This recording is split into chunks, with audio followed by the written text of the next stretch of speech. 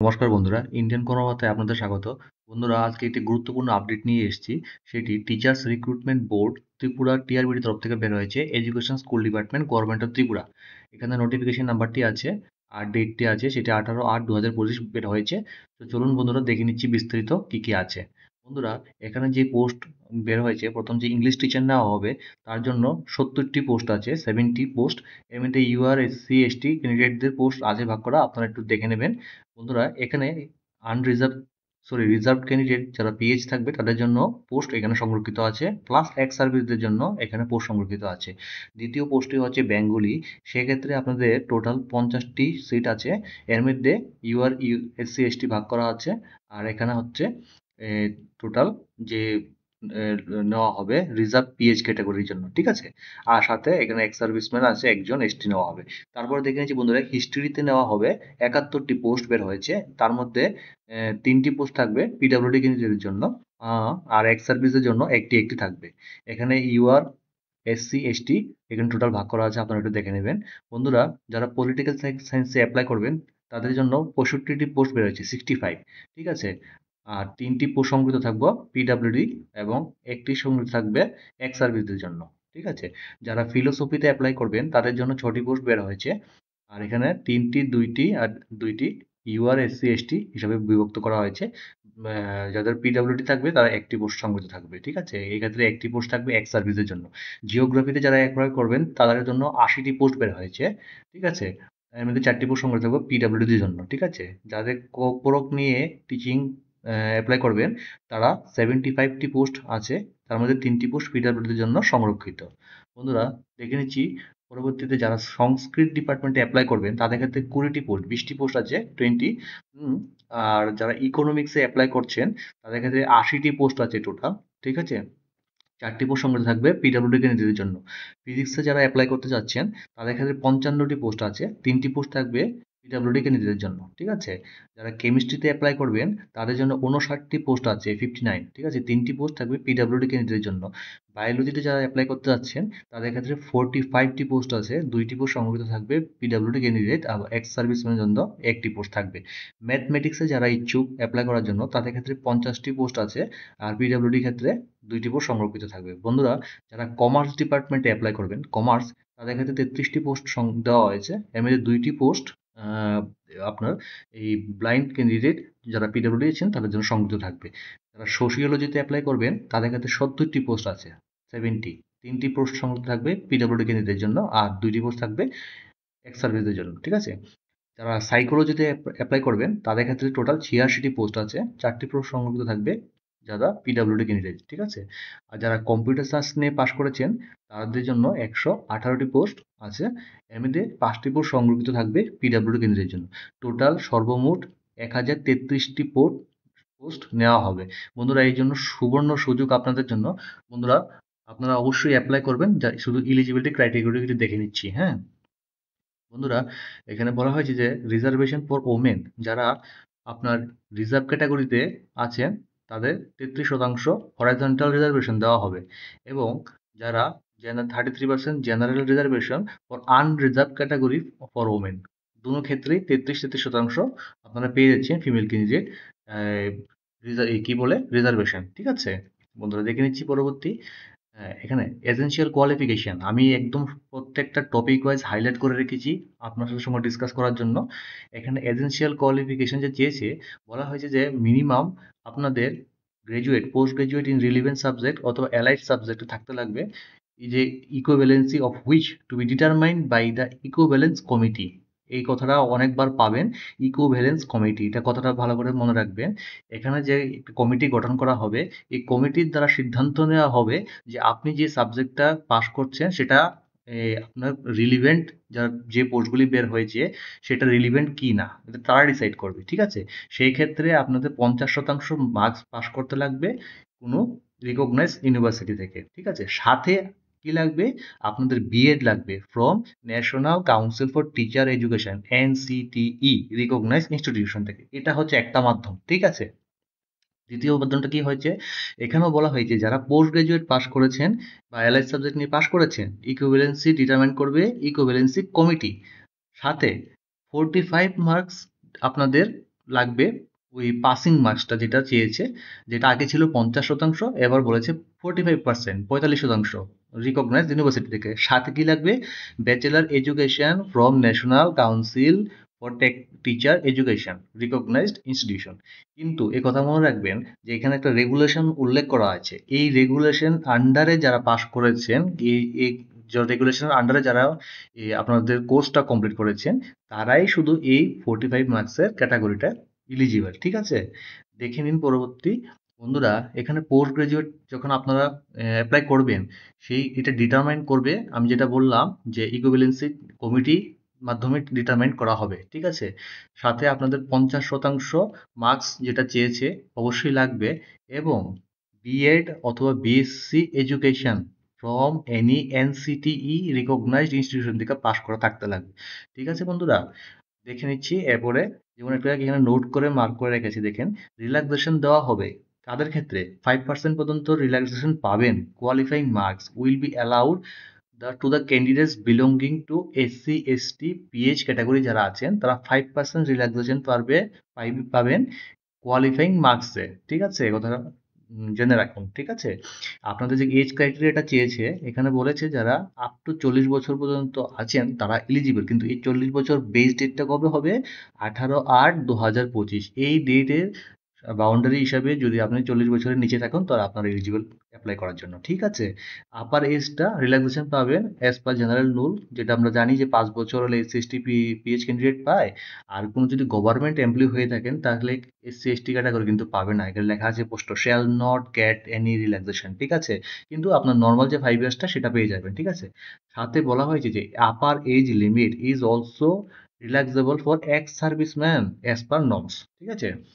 বন্ধুরা, দেখে নিচ্ছি আপনাদের যে পেটা দেওয়া হবে, যে স্যালারিটা হবে, সেটা 26,025 টাকা ইনিশিয়ালি, যেটা রিভাইজ হয়েছে ফিক্সড পার মান্থ। এটা actually 75% of basic pay level 10 of Tripura state pay matrix 2025-এ যেটা রিভাইজ হয়েছে সেই অনুযায়ী। ঠিক আছে? তারপর দেখে নিচ্ছি বন্ধুরা, যে ইকুইভ্যালেন্সি ডিগ্রির কথা যে আমরা বললাম একটু আগে, সেটা নিয়ে যেটা আমি ডিসকাশন করছি। ইকুইভ্যালেন্সি ডিগ্রির কথাটা আরেকবার আপনাদের সামনে একটা হাইলাইট করে তুলছি। হ্যাঁ, বন্ধুরা, এখানে দেখুন ইকুইভ্যালেন্সি কি বলেছে। Equivalency of a degree post graduate যারা করেছেন বা will be ascertain by the equivalence committee formed by education school department. ঠিক আছে? মানে এখানে একটা এক্সাম্পল দিয়ে বলেছে যে যদি কেউ এমএসসি তে পাশ করেছেন, ঠিক আছে, whether not sorry example, whether or not MSc nuclear physics is equivalent to MSc physics. মানে এমএসসি নিউক্লিয়ার ফিজিক্স এটা কি ইকুইভ্যালেন্ট টু এমএসসি ফিজিক্স হবে, সেটা ডিটারমাইন কে করবে? সেটা ইকুইভ্যালেন্সি কমিটি ডিসাইড করবে। ঠিক আছে? তারপরে বলেছে যে candidates claiming equivalency of degree will be allowed provisionally to appear. হ্যাঁ, আপনারা অ্যাপ্লাই তো অবশ্যই করতে পারবেন যদি ইকুইভ্যালেন্সির মধ্যে পড়েন, কিন্তু সেটা অবশ্যই সিলেকশন টেস্ট, যেটা আমরা এক্সামটা এখন বের হয়েছে এসটিপিজিটি টেস্টটা হবে, সেক্ষেত্রে আপনাদের জানাতে হবে কাকে?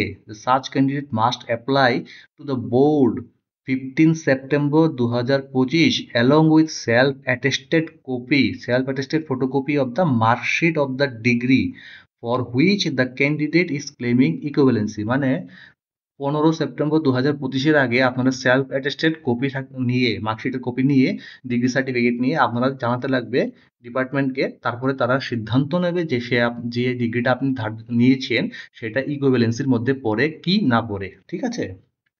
ঠিক আছে বন্ধুরা, এখানে স্পষ্ট আমি হাইলাইট করে রেখেছি equivalency committee for the decision will be final. ঠিক আছে?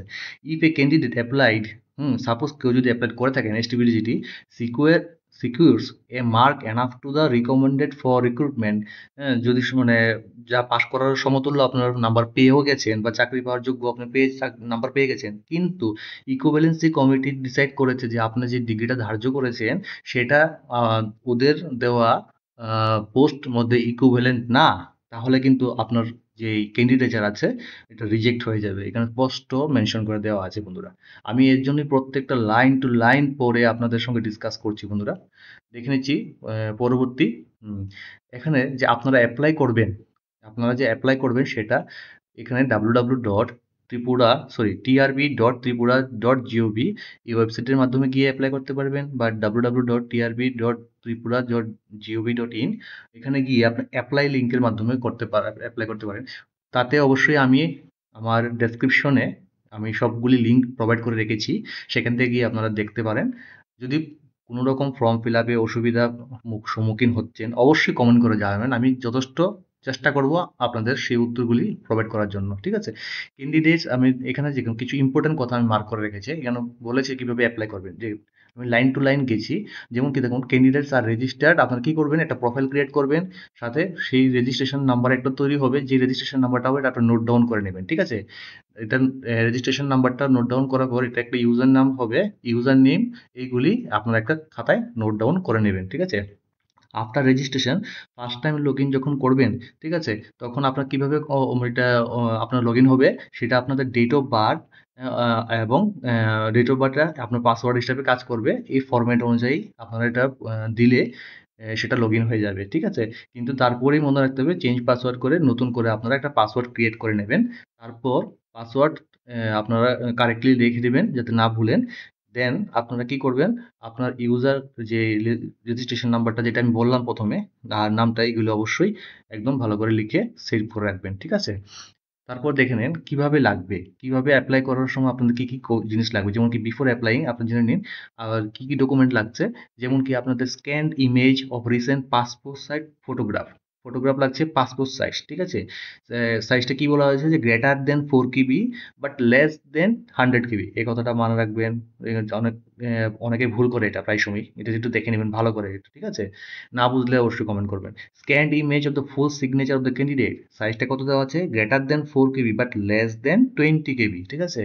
Image should be in JPEG format only, এখানে কোনো পিএনজি বা অন্য কোনো ফরম্যাটে দিলে হবে না, জেপিইজি ফরম্যাট লাগবে, ঠিক আছে।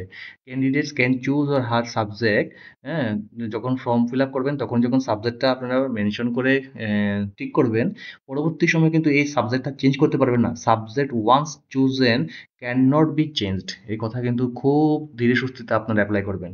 আমি এর জন্য লাইন টু লাইন যাচ্ছি, ঠিক আছে বন্ধুরা। ফিজ যে দেওয়া হবে সেটা আপনারা অনলাইন চালানোর মাধ্যমে দিতে পারেন, সরি অফলাইন চালানোর মাধ্যমে দিতে পারেন, বা অনলাইনের মাধ্যমে দিতে পারেন, ঠিক আছে। এখানে যে আপনাদের ফোন নাম্বার, ইমেল আইডি একদম ভালো করে দিবেন। কেউ কেউ কি করে ভুল ভুল করে 2-3টা ফিল আপ করতে যায়, তারপরে কিন্তু পরে রেজিস্ট্রেশন করতে গিয়ে সমস্যা দেখা দেয়। তো এইগুলি ঠান্ডা মাথায় করবেন, ঠিক আছে বন্ধুরা। এখানে বলা হয়েছে যে যদি কোনো পেমেন্ট আপনাদের যে তরফ থেকে করা হয় বাট লেট আফটার স্টিপুলেটেড ডেটের পরে, তাহলে তো আপনার একনোলজমেন্ট আর এডমিট কার্ড অবশ্যই হবে না, এটা উইল নট বি জেনারেটেড, ঠিক আছে।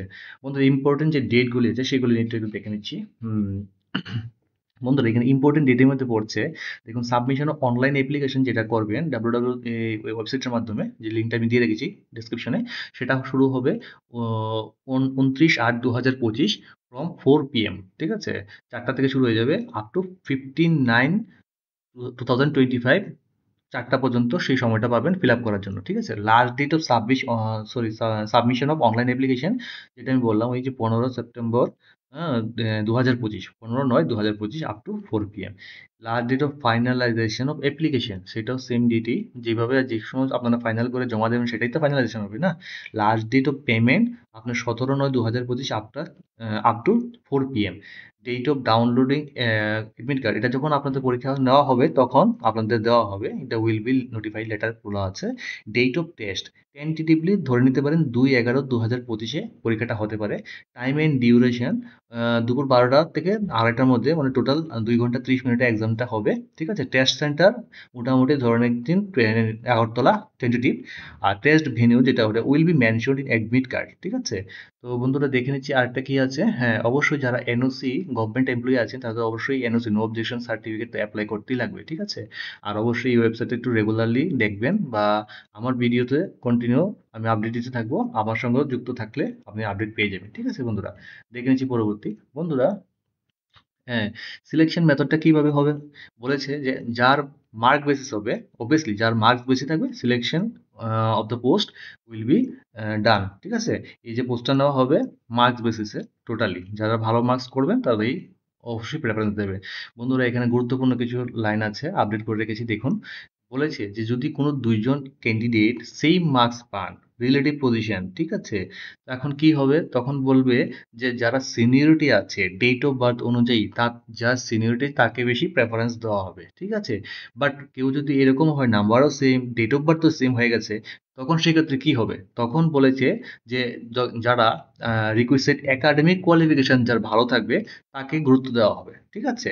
বন্ধুরা দেখে নিচ্ছি সার্টিফিকেট ভেরিফিকেশন কিভাবে করবেন, ঠিক আছে? ভেরিফিকেশন সার্টিফিকেট কিভাবে করবেন সেই ক্ষেত্রে বলা হয়েছে যে invitation certificate verification will be done amongst the candidate who obtains at least cut off marks. অবশ্যই যারা কাট অফ মার্কস ক্লিয়ার করবেন তাদের সার্টিফিকেট ভেরিফিকেশন ডাকা হবে, হুইচ ইজ এটলিস্ট 50%।